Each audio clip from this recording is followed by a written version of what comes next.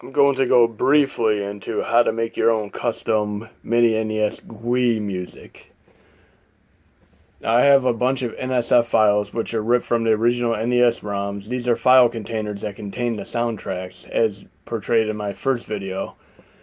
And I can run them on my computer using a program.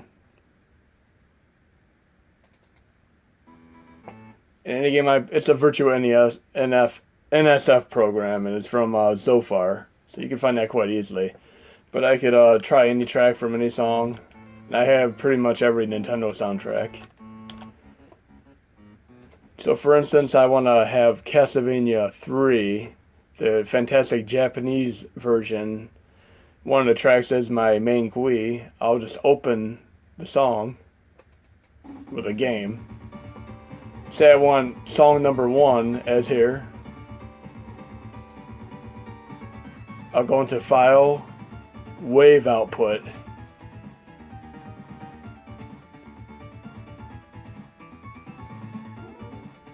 Now I have a rip of that right here in my wave folder. I already did this earlier, so I got 2 of them now. So, anyways, what I'd have to do to get this onto the Mini Nintendo, I'll show you. I'm going to go into my user mods folder. I'm going to take my music hack, and you always want to back up anything before you mess with it, as I always say. Another point to remember that's very important is anything you install, you're going to want to uninstall that exact same thing before you install something else or that again. As of right now, if I just go into my HackG, go to modules, install extra modules. Now to go to Music Hack, just by installing it, it'll remove the music completely from the Mini Nintendo. So if you don't want music, just installing it removes the music. But when you're done with that, and if you want the music back, you have to uninstall it.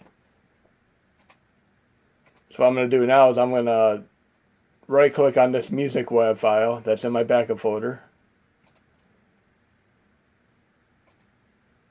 Copy the name of it. I'm going to take this Castlevania 3 track. I'm going to rename it to Music Web. And I'm simply going to copy it into the user mods folder since I have the backup. I don't want to overwrite the backup. So I'm going into the music. And by overwriting this, when I install this module, it'll have Castlevania as my main music when I turn the Mini Nintendo on.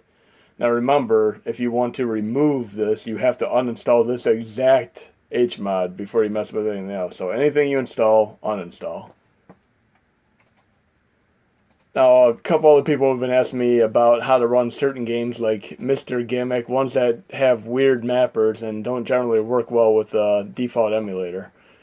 I'm looking at Mr. Gimmick here, and if you look at this section here, it says command line arguments for advanced users only. If you go to the tail end of it, whether or not it's compressed or not, at the tail end of the extension, whether it's NES or 7-zip or zip, you want to leave 1 space, then do 2 hyphens, Retroarch. If it's compressed, it'll automatically default to FCEUMM using Retroarch. But if it's not compressed, you could do Retroarch with 2 hyphens, then a space, then 2 more hyphens, and you could change it to one of these 2 chords. FCEUMM, which is the one I always use. Or you could do this, chord Nostopia.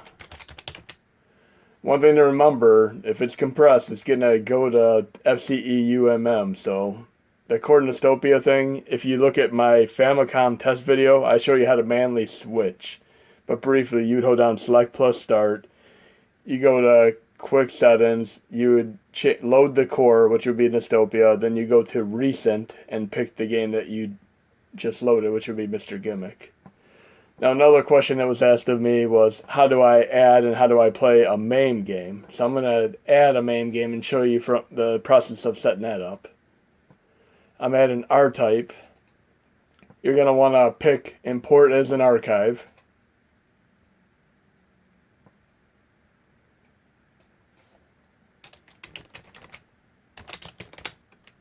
And I just do my name and system like I always have. At the bottom, it says bin with a //zip.